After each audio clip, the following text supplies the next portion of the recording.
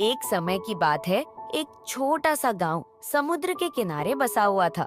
इस गांव में रहने वाले लोग प्रकृति से बहुत प्यार करते थे। समुद्र का नीला पानी, रेत का सुनहरा तट और आसमान में उड़ते पक्षी उनकी जिंदगी का हिस्सा थे। लेकिन धीरे धीरे समय के साथ लोगों ने समुद्र को गंदा करना शुरू कर दिया। प्लास्टिक की बोतलें, कागज और कचरा समुद्र के किनारे जमा होने लगा। यह देखकर गांव के बच्चे बहुत दुखी होते थे। इसी गांव में एक छोटा लड़का रहता था जिसका नाम राजू था। राजू बहुत ही समझदार और बहादुर था। वह हमेशा से प्रकृति को बचाने के बारे में सोचता था। एक दिन जब वह समुद्र के किनारे टहल रहा था तो उसने देखा कि एक छोटा सा कछुआ समुद्र के किनारे फंसा हुआ है। कछुए के चारों तरफ प्लास्टिक की थैलियां और कचरा जमा था, जिसकी वजह से वह हिल भी नहीं पा रहा था। राजू ने तुरंत कछुए की मदद करने का फैसला किया। वह धीरे धीरे कछुए के पास गया और उसे सावधानी से कचरे से निकालने लगा। कछुआ थोड़ा डरा हुआ था, लेकिन राजू ने उसे प्यार से समझाया कि वह उसे बचाने आया है। थोड़ी मेहनत के बाद राजू ने कछुए को कचरे से आजाद कर दिया। कछुआ खुशी से समुद्र में वापस चला गया।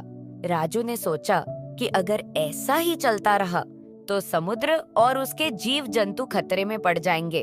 उसने गांव के लोगों को इकट्ठा किया और उन्हें समुद्र की सफाई के लिए प्रेरित किया। उसने बताया कि कैसे प्लास्टिक और कचरा समुद्र के जीवन को नुकसान पहुंचा रहा है। गांव वाले राजू की बात से सहमत हुए और उन्होंने मिलकर समुद्र तट की सफाई शुरू कर दी। धीरे धीरे गांव के सभी लोगों ने मिलकर समुद्र को साफ करना शुरू कर दिया। बच्चे, बूढ़े, जवान सभी ने इस काम में हिस्सा लिया। कुछ ही दिनों में समुद्र का किनारा फिर से साफ और सुंदर हो गया। पक्षी फिर से वहां आने लगे और कछुए भी सुरक्षित महसूस करने लगे। राजू की इस बहादुरी और समझदारी की वजह से पूरे गांव ने उसे सलाम किया। उसने न सिर्फ एक कछुए की जान बचाई, बल्कि पूरे गांव को प्रकृति के प्रति जागरूक कर दिया। यह कहानी हमें सिखाती है कि छोटे छोटे प्रयासों से भी बड़े बदलाव लाए जा सकते हैं। हमें प्रकृति का ध्यान रखना चाहिए और उसे साफ सुथरा रखने की जिम्मेदारी लेनी चाहिए। राजू की तरह हम भी अपने आसपास के वातावरण को बचाने में योगदान दे सकते हैं। एंड सब्सक्राइब करें